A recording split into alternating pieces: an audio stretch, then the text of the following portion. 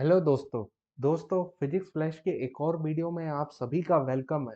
Friends, आज का जो हमारा टॉपिक है वो है इलेक्ट्रिक फील्ड। हम जब इलेक्ट्रिक फील्ड पढ़ रहे हैं तो आपको ये ध्यान रखना है, जिनको ये इस बारे में जानकारी नहीं है, कि ये जो टॉपिक है वो क्लास 12 के चैप्टर फर्स्ट में इलेक्ट्रिक चार्ज एंड फील्ड के चैप्टर से लिया गया है।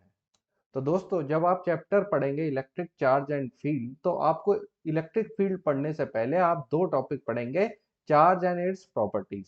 सेकंड जो है कूलम्स लॉ है। कूलम्स लॉ आपको बताता है कि दो या उससे ज्यादा चार्ज अगर होंगे तो उन दोनों में फोर्स किस तरीके से डेवलप होगा, और वो फोर्स का फॉर्मूला क्या है, उसका मैग्नीट्यूड क्या है और डायरेक्शन क्या है, ये हमें कूलम्स लॉ बताता है। तो हमें इलेक्ट्रिक फील्ड पढ़ना क्यों है, उस के बारे में हमें पता चल रोल प्ले करता है। तो फ्रेंड्स, ये पांच चीजें आज के हम लोग टॉपिक में डिस्कशन करेंगे। इसके अलावा जो सिक्स टॉपिक होगा वो यूनिट भी देखेंगे कि इलेक्ट्रिक फील्ड की यूनिट क्या है, और इलेक्ट्रिक फील्ड को हम ड्रॉ करके भी देखने वाले हैं। तो नंबर वन चीज है कि हम वाई इलेक्ट्रिक फील्ड की जरूरत ही क्यों पड़ गई, जब हमें कूलम्स लॉ ने फोर्स बता दिया था कि दो चार्ज के बीच में फोर्स किस तरीके से लग रहा है।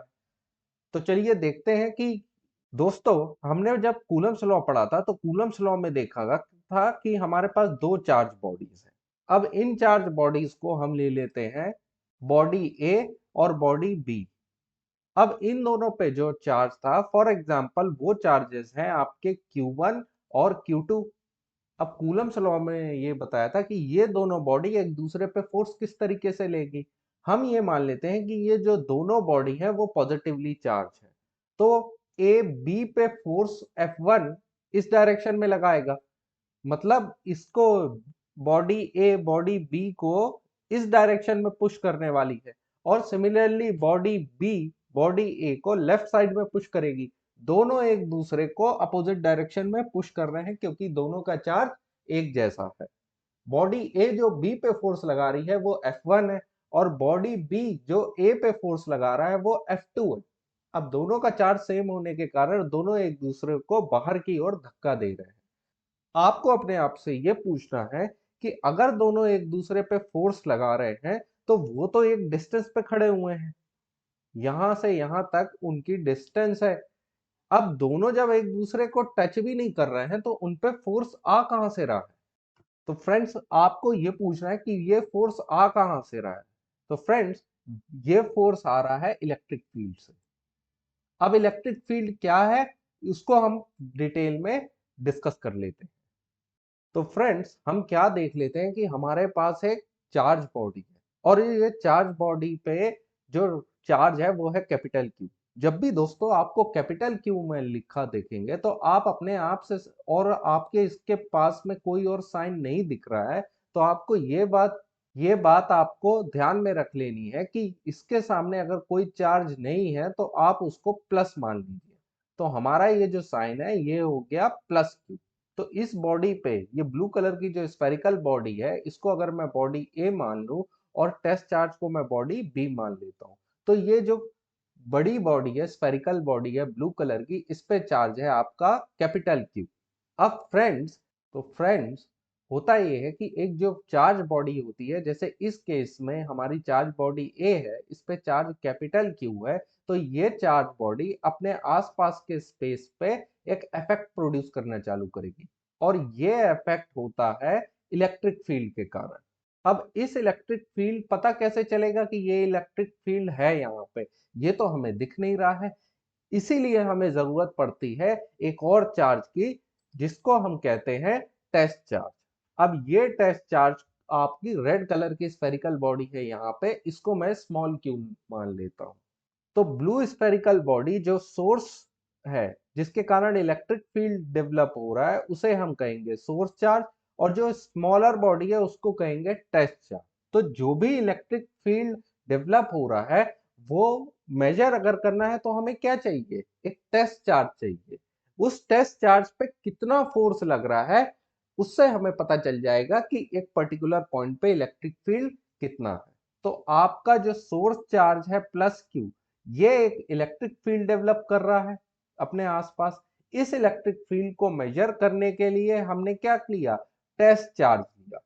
ये टेस्ट चार्ज पे कितना फोर्स हमें लग रहा है, यही हमें बताएगा कि एक पर्टिकुलर पॉइंट पे इलेक्ट्रिक फील्ड कितना है। तो फ्रेंड्स, इसी टेस्ट चार्ज को अगर आप यहाँ रख देते हैं और यहाँ पे आप फोर्स फील करते हैं, यहाँ पे फोर्स को कैलकुलेट करते हैं, तो आपको पता चल जाएगा कितना इलेक्ट्रिक फील्ड कैलकुलेट हो रहा है। इसी टेस्ट चार्ज को आप यहाँ रख देंगे और यहाँ देखेंगे कि कितना फोर्स आपको फील हो रहा है, तो यहाँ पे भी आपको इलेक्ट्रिक फील्ड पता लग जाएगा। सिमिलरली सारे पॉइंट्स पे जब आप इस टेस्ट चार्ज को रखेंगे और वहां पे फोर्स कैलकुलेट कर लेंगे, तो आपको इलेक्ट्रिक फील्ड भी पता चल जाएगा। तो ये सिनारियो है जिससे हमें पता चल जाता है कि हमारा सोर्स चार्ज के कारण इलेक्ट्रिक फील्ड हो रहा है और टेस्ट चार्ज को बस हम यूज कर रहे हैं कि किसी पर्टिकुलर पॉइंट पे ई की वैल्यू कितनी है और उसका डायरेक्शन क्या है। तो आपको यहां से ये चीज क्लियर हो गई कि सोर्स चार्ज रिस्पॉन्सिबल होगा ई को डेवलप करने के लिए। तो दोस्तों, इलेक्ट्रिक फील्ड पढ़ने से पहले हम एक कंडीशन को जरूर पढ़ लेना है, और वो ये कंडीशन है कि आपको ये चीज ऑब्जर्व करना है कि एक छोटा जो टेस्ट चार्ज है, इसके कारण भी कोई फोर्स डेवलप होगा। हमने कूलम्स लॉ में पढ़ा था कि दो बॉडी अगर किसी डिस्टेंस पे रखा है तो दोनों एक दूसरे पे फोर्स लगाएगी। तो यहाँ क्या ये प्रॉब्लम नहीं होगी कि हमारी जो बॉडी बी है, भले ही ये छोटा है, इसका स्मॉल क्यू चार्ज है, तो क्या ये भी तो फोर्स लगाएगी बॉडी ए पे? भले ही हमारा बॉडी ए बहुत बिग है, इसका साइज बहुत ज्यादा है, और इस बॉडी के चार्ज के कारण इस छोटी बॉडी पे फोर्स लग रहा है। तो फ्रेंड, हमें पहला कंडीशन जो अपने आप को एज्यूम करना है कि ये क्यू इतना स्मॉल है कि इसके कारण जो फोर्स ए पे लगने वाला है वो नेग्लिजिबल है। तो फ्रेंड्स, इसको लिखते कैसे कि Q इतना छोटा है कि इससे डेवलप होने वाला फोर्स नेग्लिजिबल है। तो इसको अगर आपको लिखना है तो आप लिखेंगे लिमिट Q टेंड टू 0। ये एनसीईआरटी की लैंग्वेज है। जब आप इस तरीके से लिखेंगे तो सामने वाले एग्जामिनर को पता चल जाएगा कि Q को आप टेस्ट चार्ज कंसिडर कर रहे हैं। तो अगर इलेक्ट्रिक फील्ड की जब मैं डेफिनेशन लिखता हूं तो उसमें मुझे पहले पता चल जाता है लिमिट Q टेंड टू 0 का मतलब Q का जो मैग्नीट्यूड है, जो चार्ज है, वो क्या है? नियर अबाउट नेग्लिजिबल है। क्या है? नेग्लिजिबल है। अगर Q नेग्लिजिबल है तो इससे डेवलप होने वाला फोर्स भी क्या होगा? नेग्लिजिबल होगा। तो इस फोर्स को हम कभी कंसिडर नहीं करेंगे। तो नंबर वन जो हमारी बहुत इंपॉर्टेंट क्राइटेरिया है कि आपका क्यू क्या है? टेस्ट चार्ज है। कई बार आप इसको, इसी टेस्ट चार्ज को कई बुक्स में आप यूनिट पॉजिटिव चार्ज भी लोगे। क्यू की वैल्यू अगर आप +1 भी ले लेते हो तो उसके कारण आपको कोई प्रॉब्लम नहीं आने वाली है। इन दोनों कंडीशन को कंसिडर करते हुए हम अब आगे की डेफिनेशन, सिंपल डेफिनेशन देखते हैं। तो इलेक्ट्रिक फील्ड क्या है कि फोर्स, इलेक्ट्रिक फील्ड की डेफिनेशन अगर मैं लिखने जाऊं तो सबसे इंपॉर्टेंट जो फॉर्मूला और डेफिनेशन, जो कि बहुत ही सिंपल है, वो ये है कि एक ऐसे किसी पॉइंट पे क्यू पे कितना फोर्स लग रहा है वो हमें इलेक्ट्रिक फील्ड बताएगा। अब ये क्यू क्या होना चाहिए? हमारा टेस्ट चार्ज होना चाहिए। तो अब आपको ये समझ में आ जाएगा कि इसकी डेफिनेशन क्या है। हम इस डेफिनेशन को, ये आपको एनसीईआरटी में देखने को मिलेगा। अगर आप ऐसा भी लिख सकते हो एफ अपॉन क्यू नॉट, तो कई जगह क्यू नॉट को ही टेस्ट चार्ज कंसिडर कर लिया जाता है। क्यू की वैल्यू जब हम +1 रखेंगे तो वो डेफिनेशन को भी हम अच्छे से समझेंगे। पहले हम देख लेते हैं इलेक्ट्रिक फील्ड को विजुअलाइज कैसे करना है। तो फ्रेंड्स, आप यहाँ देखिए, आपको यहाँ पे सोर्स चार्ज मिल गया। अब ये सोर्स चार्ज को मैं पॉजिटिवली चार्ज मान लेता हूँ और बाकी सारी जगह आपको छोटे छोटे टेस्ट चार्ज दिख रहे हैं। इस सोर्स चार्ज के आसपास आपको काफी सारे टेस्ट चार्ज भी देखने को मिल रहे हैं। तो ये टेस्ट चार्ज क्या हो गए आपके? इसका क्यू कितना होगा? बहुत स्मॉल होगा। या तो इसका क्यू इतना नेग्लिजिबल है कि इसके कारण इस पे कोई फोर्स नहीं लगने वाला। स्मॉल क्यू के कारण किसी भी तरीके का फोर्स क्या हो जाएगा? नेग्लिजिबल हो जाएगा। अब फ्रेंड्स, आप देखेंगे कि कैपिटल आपके सोर्स चार्ज के कारण जो इलेक्ट्रिक फील्ड डेवलप होगा वो इन सारे जो टेस्ट चार्ज है इन पे फोर्स लगाएगा। आप देखिए दोनों पॉजिटिव हैं तो सारे टेस्ट चार्ज क्या हो रहे हैं? दूर रिपेल कर रहे हैं। अब इसी को ध्यान में रखते हुए आप डायग्राम भी बना सकते हैं इलेक्ट्रिक फील्ड का। तो आप इस सोर्स चार्ज को एक पॉइंट चार्ज की तरह कंसीडर कर सकते हैं। कैसे पॉइंट चार्ज की तरह कंसीडर कर सकते हैं? आप इसको इस तरीके से ड्रॉ कर सकते हैं कि यहाँ पे एक पॉइंट चार्ज है और इलेक्ट्रिक फील्ड बाहर की तरफ लग रहा है। कई बार इसका डायग्राम आपको बुक्स में इस तरीके से देखने मिल जाएगा। एरो आपको ये बता रहा है कि इलेक्ट्रिक फील्ड की जो डायरेक्शन क्या है, आउटवर्ड है। ठीक है फ्रेंड्स, अभी इस डायग्राम को हम अभी और डिटेल में डिस्कस करेंगे। जैसे जैसे इलेक्ट्रिक फील्ड के और फॉर्मूले हम देखेंगे, हम आपको ये डायग्राम में बताएंगे कि ये डायग्राम किस तरीके से अच्छे से ड्रॉ करना है। अभी इस डायग्राम को देख करके आप बस ये पता कर लीजिए कि ये जो हम पॉइंट को लिए है, ये आपका सोर्स चार्ज है और ये जो एरो है आपको इलेक्ट्रिक फील्ड की डायरेक्शन बता रहा है। टेस्ट चार्ज पे लगने वाला फोर्स आपको इलेक्ट्रिक फील्ड की डायरेक्शन बता रहा है। इस डायग्राम में हमने ये देखा। अभी हमने सोर्स देख लिया था, पॉजिटिव था। अब हम देखेंगे कि सोर्स हमारा जब नेगेटिव होगा तो इलेक्ट्रिक फील्ड किस तरीके से ड्रॉ करेंगे। तो फ्रेंड्स, अभी हम यहाँ पे देख रहे हैं कि ये जो हमारा सोर्स है, ये नेगेटिव है। वहां पे जो ब्लू कलर का था उसको हमने पॉजिटिव लिया था। ये रेड कलर का स्फेरिकल बॉल है और ये हमारा सोर्स चार्ज है और इसका जो चार्ज है वो किस तरीके का है, नेगेटिव है। आपके इसके अलावा जितने भी आप यहाँ पे टेस्ट चार्ज देख रहे हो, ये सारे के सारे टेस्ट चार्ज कैसे हैं? ये सारे टेस्ट चार्ज पॉजिटिवली चार्ज है। तो क्या होगा, हमारा जो सोर्स चार्ज है वो एक फील्ड डेवलप करेगा और उस फील्ड में ऐसा फोर्स होगा कि ये सारे टेस्ट चार्ज जो हैं क्या होंगे, इसकी तरफ अट्रैक्ट होंगे। तो इस तरीके से देखिएगा कि ये सारे टेस्ट चार्ज को अपनी ओर अट्रैक्ट कर लेगा। फिर आप एक पॉइंट ऑब्जेक्ट ड्रॉ करेंगे और आप देखेंगे कि ये पॉइंट ऑब्जेक्ट में इलेक्ट्रिक फील्ड का एरो किस डायरेक्शन में हो रहा है, इनवर्ड हो रहा है। तो यहाँ पे ये पॉइंट ऑब्जेक्ट ड्रॉ करेंगे और ये पॉइंट ऑब्जेक्ट में आपकी इलेक्ट्रिक फील्ड की डायरेक्शन भी दिख रही है। तो ये आपका एक तरीके से सोर्स चार्ज है और एरो की इनवर्ट डायरेक्शन आपको इलेक्ट्रिक फील्ड की डायरेक्शन बता रही है। तो फ्रेंड, जरूरी नहीं है जो स्फेरिकल बॉडी है वही इलेक्ट्रिक फील्ड को एक पर्टिकुलर टाइप से जो हमने ड्रॉ किया है उस तरीके से ड्रॉ कर पाएंगे। आप एक सिलेंड्रिकल रॉड देख लीजिए और वो सारे के सारे सिलेंड्रिकल रॉड अगर पॉजिटिवली चार्ज है और हमारा टेस्ट चार्ज जो है, आप देखिए यहाँ पे जो छोटा सा आपको राउंड कलर का चार्ज दिख रहा है, ये भी हमारा टेस्ट चार्ज है। अगर ये चार्ज भी पॉजिटिवली चार्ज है तो आपकी इलेक्ट्रिक फील्ड की डायरेक्शन ठीक इसी तरीके से होगी। तो आपको बिल्कुल भी नहीं घबराना है कि चार्ज बॉडी का शेप कोई भी हो, अगर उसमें वो बॉडी चार्ज है तो उससे इलेक्ट्रिक फील्ड डेवलप होगा। मगर मोस्ट प्रोबेबली हमने क्योंकि स्फेरिकल शेप लेते हैं इसलिए हमने उस तरीके से एग्जांपल को डिस्कस किया। अब फ्रेंड्स, अभी तक तो हमने इलेक्ट्रिक फील्ड की सिंपल डेफिनेशन देखी थी। हम इलेक्ट्रिक फील्ड की एक और डेफिनेशन को देखने वाले। तो दोस्तों, पहले तो हमने देखा था कि इलेक्ट्रिक फील्ड क्या है, Q टेन टू जीरो है, F अपॉन क्यू। या तो इसको ऐसा लिख सकते हैं या फिर आप लिख सकते हैं F अपॉन क्यू नॉट। अब दोस्तों, जो हम दूसरा फॉर्मूला लिखने वाले हैं इसी फॉर्मूला को यूज करके लिखने चाहते हैं। आप देखिए, फोर्स क्या होता है। ये जो फोर्स है ये कुछ नहीं, कूलम्स लॉ का ही फोर्स है। और अगर आपके पास दो चार्जेस हैं, ये जो चार्ज है हम इसको कैपिटल क्यू ले रहे हैं और हमारा जो टेस्ट चार्ज है उसको अगर मैं क्यू नॉट ले रहा हूं, तो इन दोनों में जो फोर्स लगेगा वो कितना होगा, k q naught upon r square और आर कैप। अगर ये फोर्स क्या है, हमारा वेक्टर क्वांटिटी है, तो ये जो डिस्टेंस है आर, ये दोनों बॉडी के बीच की लेंथ को बता रहा है। अब आर वेक्टर ये बता रहा है कि मेरी एरो की फोर्स की डायरेक्शन क्या है, जिस साइड में ब्लैक एरो का हेड जा रहा है।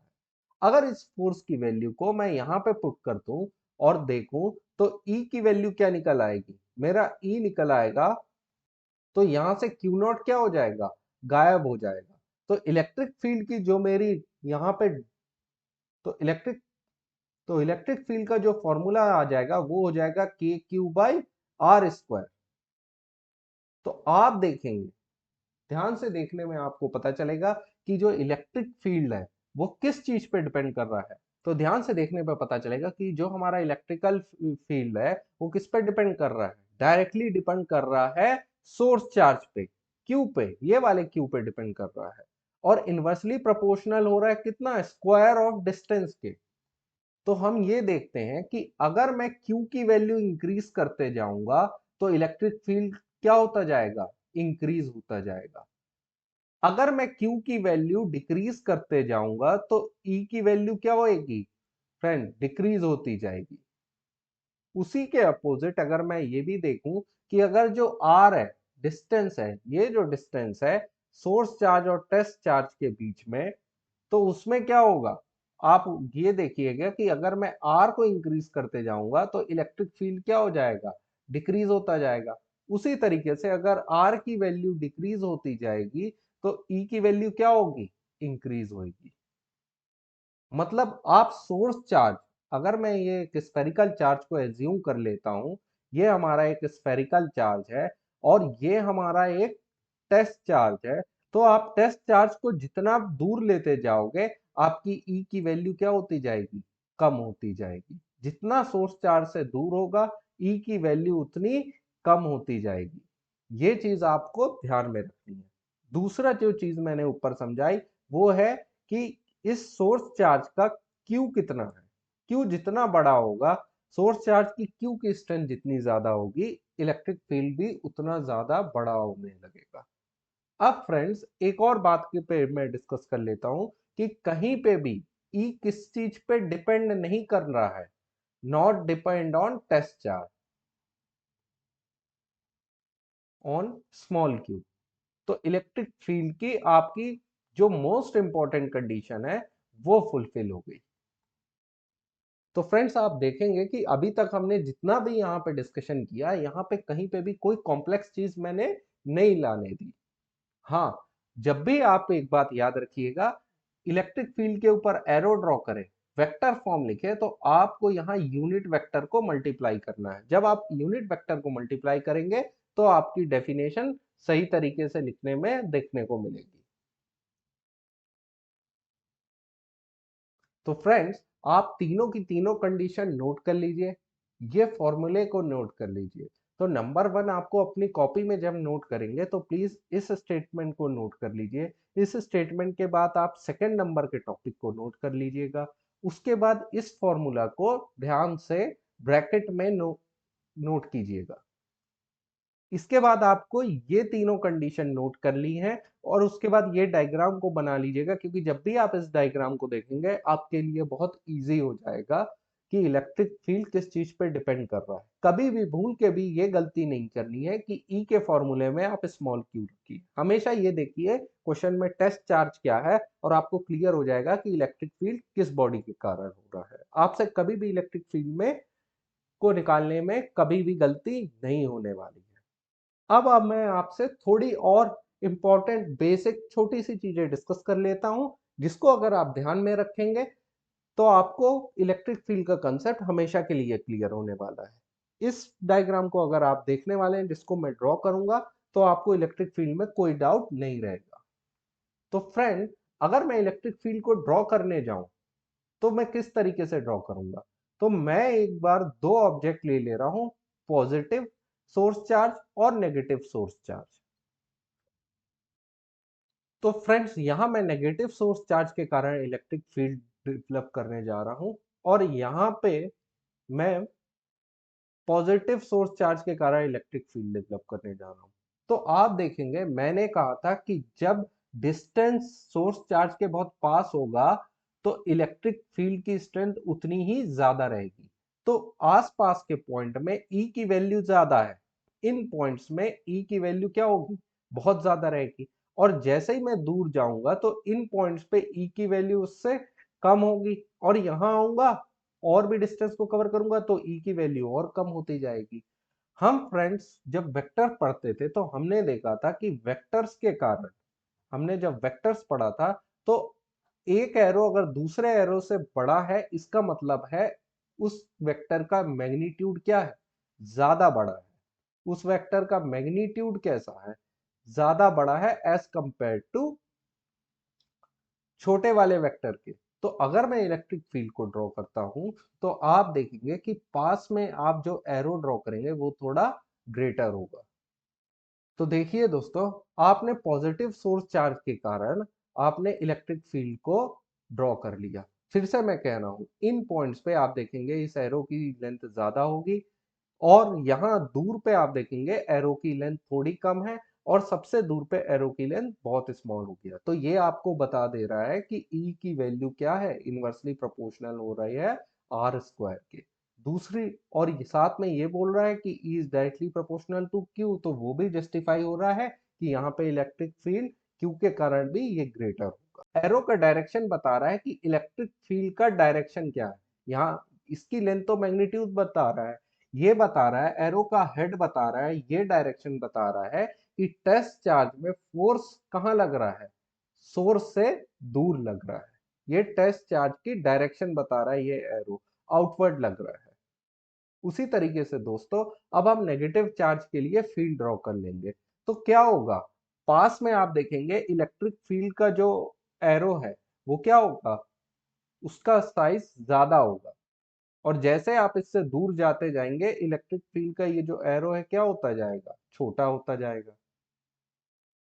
तो फ्रेंड्स, आप नेगेटिव चार्ज के लिए देख रहे हैं कि मैंने इलेक्ट्रिक फील्ड को ड्रॉ कर लिया है और आपको पता चल रहा है कि यहाँ पे इलेक्ट्रिक फील्ड पास में बहुत ज्यादा है और जैसे जैसे आप दूर होते जा रहे हैं आपकी इलेक्ट्रिक फील्ड की वैल्यू क्या हो रही है, डिक्रीज होती जा रही है। ये एरो का लेंथ बता दे रहा है और एरो का हेड, एरो का जो डायरेक्शन है वो बता रहा है कि इलेक्ट्रिक फील्ड सारे टेस्ट चार्ज पे क्या हो रहा है, इनवर्ड हो रहा है। तो फ्रेंड्स, अभी जो मैं बात करने जा रहा हूं कि हमेशा आप टेस्ट चार्ज को ज्यादातर, टेस्ट चार्ज को एक जो इंपॉर्टेंट पॉइंट है, टेस्ट चार्ज को आप एक +1 चार्ज लीजिएगा। जब भी आप टेस्ट चार्ज को यूनिट टेस्ट चार्ज होते हैं तो आप सोर्स आपका अगर प्लस है तो उसके कारण इलेक्ट्रिक फील्ड आउटवर्ड होगा और अगर सोर्स चार्ज आपका नेगेटिव है तो इलेक्ट्रिक फील्ड इनवर्ड की तरफ ड्रॉ कर सकेंगे। तो दोस्तों, अगर हमारा एक और डेफिनेशन हमको लिखनी हो, क्योंकि हमने टेस्ट चार्ज को +1 ले लिया है तो उसको भी देख लेते हैं। तो फ्रेंड्स, इलेक्ट्रिक फील्ड को डिफाइन करने के लिए हम जो एक और डेफिनेशन ले रहे हैं, उस डेफिनेशन को ये ध्यान से रख लीजिए क्योंकि ये आपको बोर्ड एग्जाम में बहुत काम आने वाली है। याद रखिएगा, मैं आपको पढ़ाते वक्त ही बता दे रहा हूं कि आपको आपके बोर्ड एग्जाम में कौन सी डेफिनेशन को फॉलो करना है। तो ये डेफिनेशन क्या है, electric field due to charge at a point in space defined as force a unit positive charge would experience. आप ध्यान दीजिए, जिस जिस वर्ड को मैं अंडरलाइन कर रहा हूं वो वर्ड इंपॉर्टेंट है। इसको आप याद कर लेंगे तो पूरी डेफिनेशन को आपको ध्यान में रखने की जरूरत नहीं है। तो इलेक्ट्रिक फील्ड किसके कारण, किसी चार्ज के कारण होगा। यहाँ पे वो चार्ज कैपिटल क्यू है। तो इसके कारण अगर किसी पॉइंट पे मेरे को इलेक्ट्रिक फील्ड निकालना है तो मैं कैसे निकालूंगा, मैं एज्यूम कर लूंगा कि यहाँ पे मेरा एक टेस्ट चार्ज है, इस पॉइंट पे मेरा एक टेस्ट चार्ज है Q और इस टेस्ट चार्ज की वैल्यू क्या है, +1। तो इस टेस्ट चार्ज पे जो फोर्स होगा वो इलेक्ट्रिक फील्ड के बराबर होगा। तो फिर से एक बार मैं क्लियर कर लेता हूं कि मुझे क्या पता करना है कि इलेक्ट्रिक फील्ड अगर किसी पॉइंट पे मुझे पता करना है, यहाँ पे पॉइंट P है तो यहाँ पे मैं एक टेस्ट चार्ज रखूंगा, उस टेस्ट चार्ज का मैग्नीट्यूड है +1। तो जितना फोर्स इस टेस्ट चार्ज पे रहेगा वही हमारा इलेक्ट्रिक फील्ड होगा। तो ऐसा क्यों है, आप देखेंगे E क्या है आपका, F/Q0। अब मैंने Q0 की वैल्यू आपकी 1 रख दी तो इलेक्ट्रिक फील्ड किसके बराबर हो जाएगा, F के बराबर हो जाएगा। तो देखिए, आपकी इलेक्ट्रिक फील्ड की एक और डेफिनेशन होगी। अब हम आते हैं कि हमारी इलेक्ट्रिक फील्ड की यूनिट क्या है।